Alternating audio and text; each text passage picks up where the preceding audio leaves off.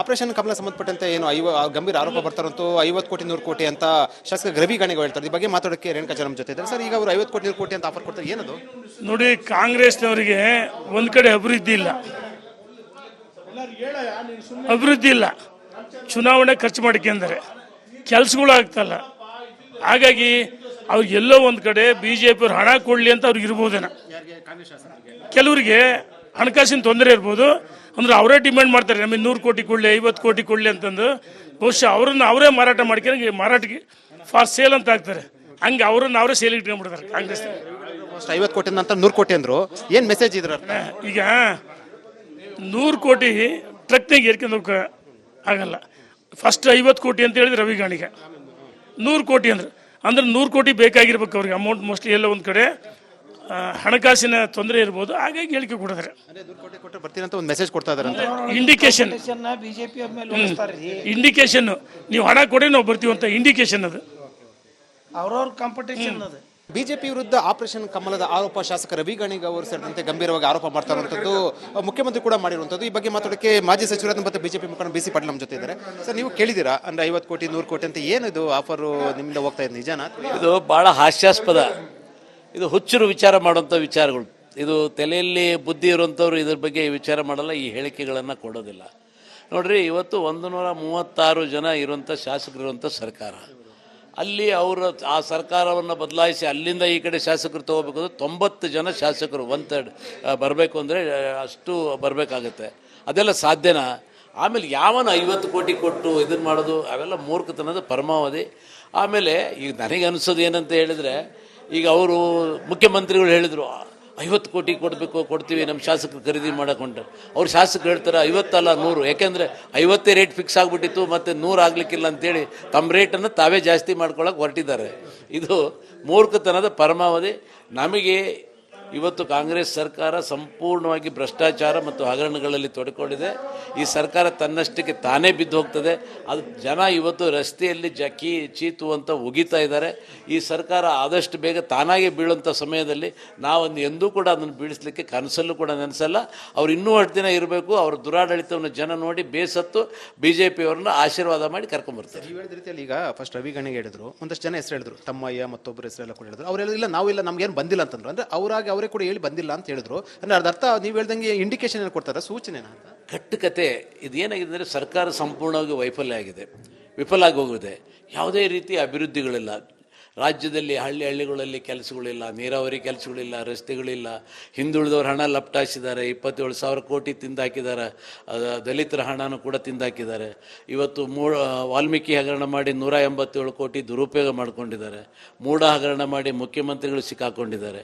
ಈ ಸಂದರ್ಭದಲ್ಲಿ ಜನರ ಗಮನವನ್ನು ಬೇರೆ ಕಡೆ ಸೆಳೆಯಲಿಕ್ಕೆ ಏನಾದ್ರು ಒಂದು ಕತೆ ದಿನಕ್ಕೊಂದೊಂದು ಕತೆ ಕಟ್ಟೋದಂಗೆ ಇದು ಆಪರೇಷನ್ ಕಮಲ. ಸಡನ್ನಾಗಿ ಓವರ್ನೈಟ್ ರಾತ್ರಿ ಒಂದು ಕನಸು ಬಿದ್ದರೆ ಬೆಳಗ್ಗೆ ಅದನ್ನ ಪ್ರೆಸ್ಸಿಗೆ ಹೇಳ್ಬಿಡೋದು. ರೇಟ್ ಫಿಕ್ಸ್ ಮಾಡ್ಕೊಂತಾರೆ ಅವರೇನೆ. ಅವ್ರು ರೇಟ್ ಫಿಕ್ಸ್ ಮಾಡ್ಕೊಂತಾರೆ. ಆ ರೇಟ್ ಯಾರು ಕೊಡೋಕ್ಕೂ ಸಾಧ್ಯ ಇಲ್ಲ, ಕೊಡೋರು ಯಾರೂ ಇಲ್ಲ. ಡಿಮ್ಯಾಂಡ್ ಮಾಡ್ತಾ ಇದ್ದಾರೆ ಅಂತ ಹೇಳ್ಬೋದು.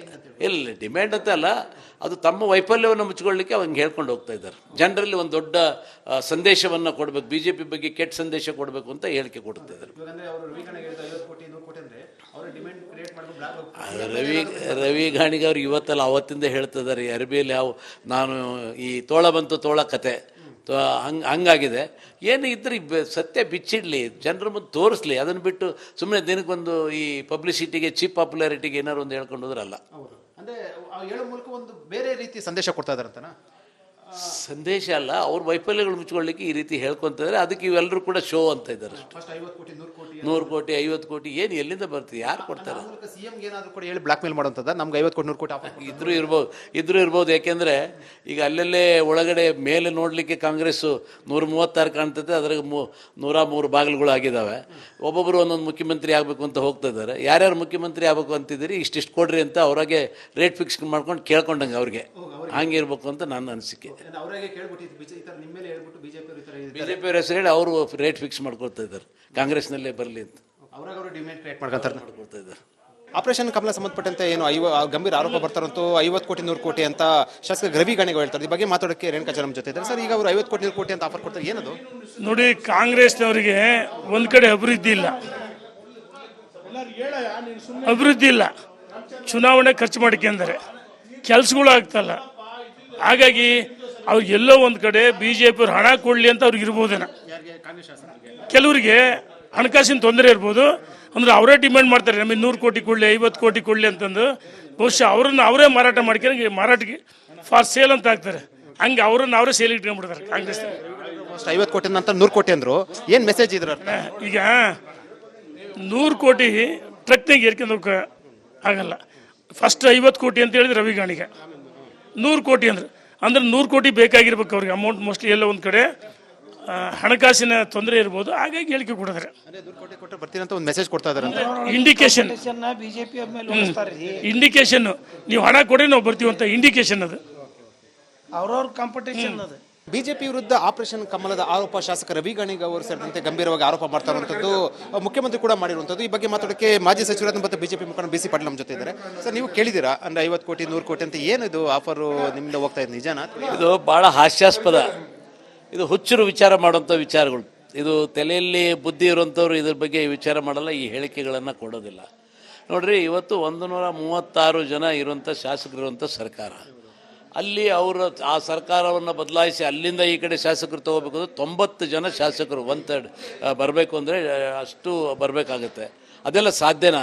ಆಮೇಲೆ ಯಾವನ 50 ಕೋಟಿ ಕೊಟ್ಟು ಇದನ್ನು ಮಾಡೋದು ಅವೆಲ್ಲ ಮೂರ್ಖತನದ ಪರಮಾವಧಿ.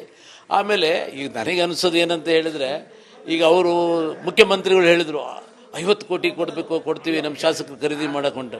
ಅವ್ರು ಶಾಸಕರು ಹೇಳ್ತಾರೆ 50 ಅಲ್ಲ 100, ಯಾಕೆಂದರೆ 50 ರೇಟ್ ಫಿಕ್ಸ್ ಆಗಿಬಿಟ್ಟಿತ್ತು, ಮತ್ತು 100 ಆಗಲಿಕ್ಕಿಲ್ಲ ಅಂತೇಳಿ ತಮ್ಮ ರೇಟನ್ನು ತಾವೇ ಜಾಸ್ತಿ ಮಾಡ್ಕೊಳ್ಳೋಕೆ ಹೊರಟಿದ್ದಾರೆ.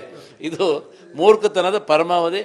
ನಮಗೆ ಇವತ್ತು ಕಾಂಗ್ರೆಸ್ ಸರ್ಕಾರ ಸಂಪೂರ್ಣವಾಗಿ ಭ್ರಷ್ಟಾಚಾರ ಮತ್ತು ಹಗರಣಗಳಲ್ಲಿ ತೊಡಕೊಂಡಿದೆ. ಈ ಸರ್ಕಾರ ತನ್ನಷ್ಟಕ್ಕೆ ತಾನೇ ಬಿದ್ದು ಹೋಗ್ತದೆ. ಅದು ಜನ ಇವತ್ತು ರಸ್ತೆಯಲ್ಲಿ ಚೀತು ಅಂತ ಉಗಿತಾ ಇದ್ದಾರೆ. ಈ ಸರ್ಕಾರ ಆದಷ್ಟು ಬೇಗ ತಾನಾಗೆ ಬೀಳುವಂಥ ಸಮಯದಲ್ಲಿ ನಾವೊಂದು ಎಂದೂ ಕೂಡ ಅದನ್ನು ಬೀಳಿಸಲಿಕ್ಕೆ ಕನಸಲ್ಲೂ ಕೂಡ ನೆನೆಸಲ್ಲ. ಅವ್ರು ಇನ್ನೂ 8 ದಿನ ಇರಬೇಕು. ಅವ್ರ ದುರಾಡಳಿತವನ್ನು ಜನ ನೋಡಿ ಬೇಸತ್ತು BJPಯವ್ರನ್ನ ಆಶೀರ್ವಾದ ಮಾಡಿ ಕರ್ಕೊಂಬರ್ತಾರೆ. ನೀವು ಹೇಳಿದ ರೀತಿಯಲ್ಲಿ ಈಗ ಫಸ್ಟ್ ರವಿ ಗಾಣಿಗೆ ಹೇಳಿದ್ರು, ಒಂದಷ್ಟು ಜನ ಹೆಸರು ಹೇಳಿದ್ರು, ತಮ್ಮಯ್ಯ ಮತ್ತೊಬ್ಬರ ಹೆಸರೆಲ್ಲ ಕೂಡ ಹೇಳಿದ್ರು. ಅವ್ರು ಹೇಳಿಲ್ಲ ನಾವಿಲ್ಲ, ನಮ್ಗೇನು ಬಂದಿಲ್ಲ ಅಂತಂದ್ರು. ಅಂದರೆ ಅವರೇ ಕೂಡ ಹೇಳಿ ಬಂದಿಲ್ಲ ಅಂತ ಹೇಳಿದ್ರು. ಅಂದ್ರೆ ಅರ್ಥ ನೀವು ಹೇಳ್ದಂಗೆ ಇಂಡಿಕೇಶನ್ ಏನು ಕೊಡ್ತಾರೆ, ಸೂಚನೆ ಅಂತ? ಕಟ್ಟುಕತೆ. ಇದು ಏನಾಗಿದೆ ಅಂದರೆ, ಸರ್ಕಾರ ಸಂಪೂರ್ಣವಾಗಿ ವೈಫಲ್ಯ ಆಗಿದೆ, ವಿಫಲ ಆಗಿ ಹೋಗಿದೆ. ಯಾವುದೇ ರೀತಿ ಅಭಿವೃದ್ಧಿಗಳಿಲ್ಲ ರಾಜ್ಯದಲ್ಲಿ. ಹಳ್ಳಿಗಳಲ್ಲಿ ಕೆಲಸಗಳಿಲ್ಲ, ನೀರಾವರಿ ಕೆಲಸಗಳಿಲ್ಲ, ರಸ್ತೆಗಳಿಲ್ಲ. ಹಿಂದುಳಿದವ್ರ ಹಣ ಲಪ್ಟಾಯಿಸಿದ್ದಾರೆ. 27,000 ಕೋಟಿ ತಿಂದಾಕಿದ್ದಾರೆ. ದಲಿತರ ಹಣನೂ ಕೂಡ ತಿಂದಾಕಿದ್ದಾರೆ. ಇವತ್ತು ವಾಲ್ಮೀಕಿ ಹಗರಣ ಮಾಡಿ 187 ಕೋಟಿ ದುರುಪಯೋಗ ಮಾಡಿಕೊಂಡಿದ್ದಾರೆ. ಮೂಢ ಹಗರಣ ಮಾಡಿ ಮುಖ್ಯಮಂತ್ರಿಗಳು ಸಿಕ್ಕಾಕೊಂಡಿದ್ದಾರೆ.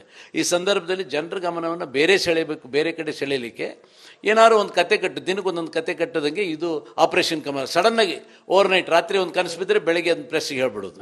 ರೇಟ್ ಫಿಕ್ಸ್ ಮಾಡ್ಕೊಂತಾರೆ ಅವರೇನೆ. ಅವ್ರು ರೇಟ್ ಫಿಕ್ಸ್ ಮಾಡ್ಕೊತಾರೆ. ಆ ರೇಟ್ ಯಾರು ಕೊಡೋಕ್ಕೂ ಸಾಧ್ಯ ಇಲ್ಲ, ಕೊಡೋರು ಯಾರೂ ಇಲ್ಲ. ಡಿಮ್ಯಾಂಡ್ ಮಾಡ್ತಾ ಇದ್ದಾರೆ ಅಂತ ಹೇಳ್ಬೋದು. ಇಲ್ಲ, ಡಿಮ್ಯಾಂಡ್ ಅಂತ ಅಲ್ಲ, ಅದು ತಮ್ಮ ವೈಫಲ್ಯವನ್ನು ಮುಚ್ಚಿಕೊಳ್ಳಿಕ್ಕೆ ಅವಂಗೆ ಹೇಳ್ಕೊಂಡು ಹೋಗ್ತಾ ಇದ್ದಾರೆ. ಜನರಲ್ಲಿ ಒಂದು ದೊಡ್ಡ ಸಂದೇಶವನ್ನು ಕೊಡಬೇಕು, BJP ಬಗ್ಗೆ ಕೆಟ್ಟ ಸಂದೇಶ ಕೊಡಬೇಕು ಅಂತ ಹೇಳಿಕೆ ಕೊಡ್ತಾ ಇದ್ದಾರೆ. ರವಿ ಗಾಣಿಗ ಅವ್ರು ಇವತ್ತಲ್ಲ ಅವತ್ತಿಂದ ಹೇಳ್ತಿದ್ದಾರೆ, ಅರಬಿಯಲ್ಲಿ ನಾನು ಈ ತೋಳ ಬಂತು ತೋಳ ಕತೆ ಹಂಗಾಗಿದೆ. ಏನು ಇದ್ರೆ ಸತ್ಯ ಬಿಚ್ಚಿಡಲಿ, ಜನರ ಮುಂದೆ ತೋರಿಸ್ಲಿ. ಅದನ್ನು ಬಿಟ್ಟು ಸುಮ್ಮನೆ ದಿನಕ್ಕೊಂದು ಈ ಪಬ್ಲಿಸಿಟಿಗೆ, ಚೀಪ್ ಪಾಪ್ಯುಲಾರಿಟಿಗೆ ಏನಾದ್ರು ಒಂದು ಹೇಳ್ಕೊಂಡು ಹೋದ್ರಲ್ಲ. ಅಂದರೆ ಹೇಳೋ ಮೂಲಕ ಒಂದು ಬೇರೆ ರೀತಿ ಸಂದೇಶ ಕೊಡ್ತಾ ಇದ್ದಾರೆ ಅಂತನಾ? ಸಂದೇಶ ಅಲ್ಲ, ಅವ್ರ ವೈಫಲ್ಯಗಳು ಮುಚ್ಕೊಳ್ಳಿಕ್ಕೆ ಈ ರೀತಿ ಹೇಳ್ಕೊತಿದ್ದಾರೆ. ಅದಕ್ಕೆ ಇವೆಲ್ಲರೂ ಕೂಡ ಶೋ ಅಂತ ಇದ್ದಾರೆ. 100 ಕೋಟಿ 50 ಕೋಟಿ ಏನು ಎಲ್ಲಿಂದ ಬರ್ತೀವಿ, ಯಾರು ಕೊಡ್ತಾರೆ? ಬ್ಲಾಕ್ ಮೇಲ್ ಮಾಡುವಂಥದ್ದು. ನಮ್ಗೆ 50 ಕೋಟಿ 100 ಕೋಟಿ ಇದ್ರೂ ಇರ್ಬೋದು. ಯಾಕೆಂದರೆ ಈಗ ಅಲ್ಲೆಲ್ಲೇ ಒಳಗಡೆ ಮೇಲೆ ನೋಡಲಿಕ್ಕೆ ಕಾಂಗ್ರೆಸ್ಸು 136 ಕಾಣ್ತದೆ, ಅದ್ರಾಗ 103 ಬಾಗಿಲುಗಳು ಆಗಿದ್ದಾವೆ. ಒಬ್ಬೊಬ್ಬರು ಒಂದೊಂದು ಮುಖ್ಯಮಂತ್ರಿ ಆಗಬೇಕು ಅಂತ ಹೋಗ್ತಾ ಇದ್ದಾರೆ. ಯಾರ್ಯಾರು ಮುಖ್ಯಮಂತ್ರಿ ಆಗಬೇಕು ಅಂತಿದ್ದೀರಿ, ಇಷ್ಟಿಷ್ಟು ಕೊಡ್ರಿ ಅಂತ ಅವ್ರಿಗೆ ರೇಟ್ ಫಿಕ್ಸ್ ಮಾಡ್ಕೊಂಡು ಕೇಳ್ಕೊಂಡಂಗೆ ಅವ್ರಿಗೆ ಹಂಗೆ ಇರಬೇಕು ಅಂತ ನನ್ನ ಅನಿಸಿಕೆ. BJPಯವ್ರ ಹೆಸರು ಹೇಳಿ ಅವರು ರೇಟ್ ಫಿಕ್ಸ್ ಮಾಡ್ಕೊಳ್ತಾ ಇದ್ದಾರೆ, ಕಾಂಗ್ರೆಸ್ನಲ್ಲೇ ಬರಲಿ ಅಂತ ಮಾಡ್ಕೊಳ್ತಾ ಇದ್ದಾರೆ.